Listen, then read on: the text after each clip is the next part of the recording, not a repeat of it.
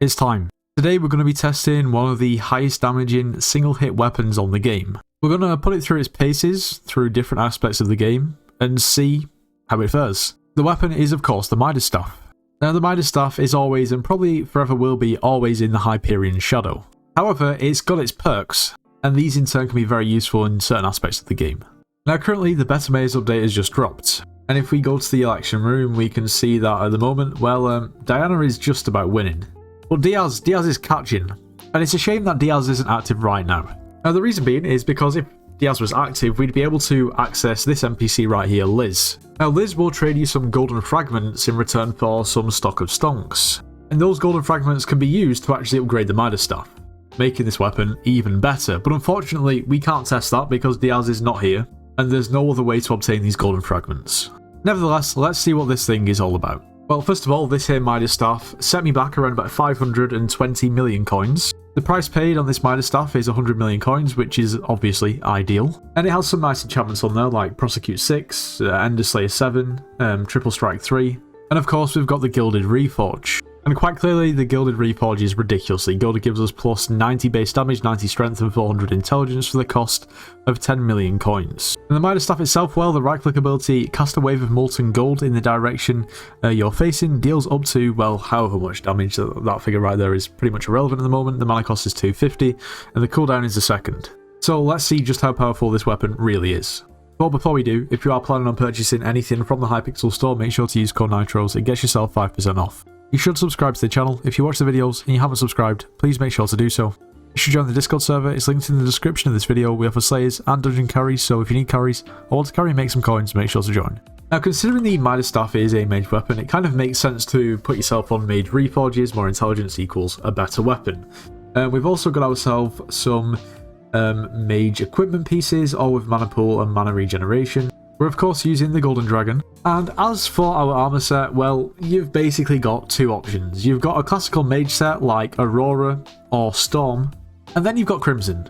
Now, having said that, you know, this Crimson is not the greatest set if you want to use it as mage. It's not the greatest set regardless. But we've done our best. All of it's got Wisdom. This has even got Refrigerate. It's all Reforged and Necrotic, and we will put some Sapphires in there too, if they don't already, which these two already do. Well, we put Sapphires in the helmet. I didn't want to pay the extortionate price to unlock gemstone slots on these pretty terrible boots. And the only reason that you really want to use Crimson with something like a Midas staff is because of the swipe ability on the Crimson armor, and because the Midas staff deals a ridiculous amount of damage anyway, benefiting from the swipe ability too just makes it insane. It makes it pretty ridiculous. Some of the numbers, it's kind of hard to believe. Anyway, I'm planning to test with both armor sets anyway, so let's, well, just see how it fares. First of all, with Crimson, and our base damage is around about 4 million, which for a single hit weapon is, yeah, you know, is really pretty good.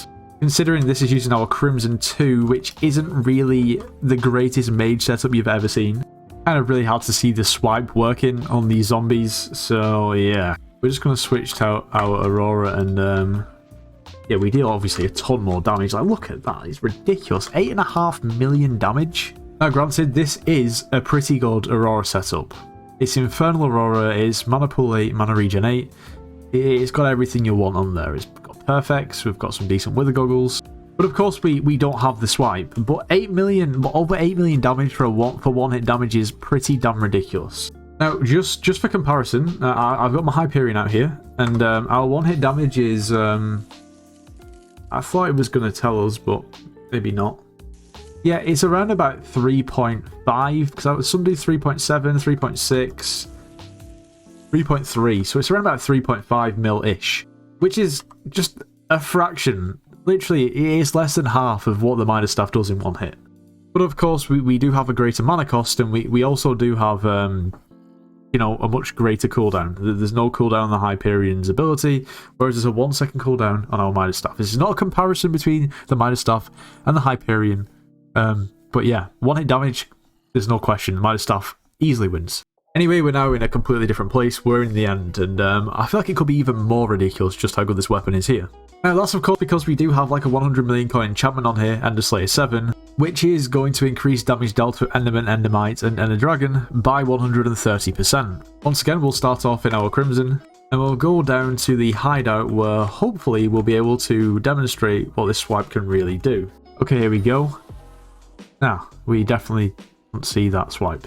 But our base damage is much higher in our Crimson, at around about 5.5 million as opposed to around about, what, 4.3, 4.5? Okay, kind of nicks the mini-boss. Was probably his, to be fair. Okay, I think I just misrecorded it. Can we get it again? The swipe is 20 million. 20 million, so that means we're doing 25 million damage per hit with really quite terrible Crimson. Okay, now let's switch to our Aurora. And our damage is 7.3. That seems a bit low. Yeah, okay, 9.5 million. Almost 10 million, but it's going to be pretty consistent. Yeah, okay, that's really not too bad. So 25 mil with pretty terrible Crimson on the swipe and 10 million straight up damage per hit with the Aurora. I mean, it's just a ridiculous, ridiculous weapon. It's a pity that there is a 1 second cooldown. However, it does make complete sense, otherwise this weapon will be completely too OP. It does perform pretty well in the Crimson Isles too. At the moment we're using our Crimson armor. Okay, we've got some stacks. We're going to test out our damage on Blade Soul with the Crimson. I guess this is a slight flaw in the Crimson Isles. Kind of hard to maintain your stacks when you're killing a mini-boss. And there's not really any other reason why you'd need to deal so much one-hit damage to an enemy. Like, I could just simply switch out to my Aurora and surely be doing way more damage. It's going to be way more beneficial. If I could actually hit. I do a bit more damage. Okay, we need to test in dungeons, but I don't have a storm set up. There we go, we need to make some minor adjustments. Okay, it's time. Okay, I can't do that. Okay, now it's time. Oh. Wow, okay, this is pretty good, you know. I've just hit for 63 million damage, which is, yeah, it's not too bad at all. This Midas staff doesn't even have a smite on it. I've just hit for 109 million damage. I guess that's the two enemies, though. But I'll be honest, I've played with the Midas staff before on Iron Man, and granted, I didn't do as much damage as I do now, even in, you know, relative terms to the mobs that we're killing.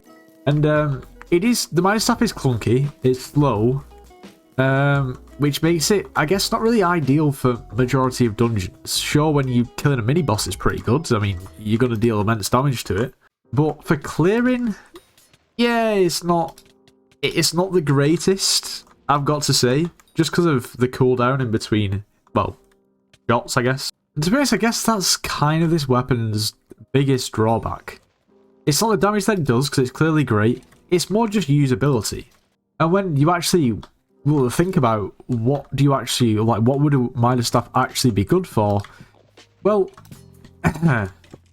it's definitely good in certain situations, which we're going to discuss in a minute, but it's relatively niche. Now, when paired with good Crimson armor, it can be really, really good for Enderman Slayer. That's because, number one, it's relatively easy to keep your stacks up using Crimson because, well, there's Enderman pretty much everywhere, and if you can't find an Enderman, throw an Ender Pearl, spawn an Enderman, so on. Now, another issue you have pretty much everywhere else other than in the hideout is that mobs just simply don't have that much HP to a point where you need to deal that much one-hit damage. Unless it's a boss or a mini-boss that you're killing, you simply just don't need to deal 25 million damage in one hit in many circumstances. Whereas in the hideout, you've got, for instance, like mini-bosses that will spawn with 40 million HP. You can practically two-tap them. You could probably maybe even one-tap them with a good set of Crimson. And like I said before, the one-hit damage is completely unmatchable. There's practically nothing that comes close, even to the hub zombies without smite. However, in terms of actual use, it's really, really, really niche. And to be fair, you could probably make it work in dungeons, and I'm sure people do. Probably just not using it completely correctly in dungeons, or correctly at all. But I did use it for quite a while back in the day, and I really did struggle. Not with the damage, it's just with the clearing aspect. But let me know what you think in the comments. The Midas staff is ridiculously powerful, I just think it's relatively niche. That's not necessarily a bad thing, that's just the way I see it. But if you enjoyed today's video, make sure to leave a like, subscribe if you're new, and I'll see you in the next one.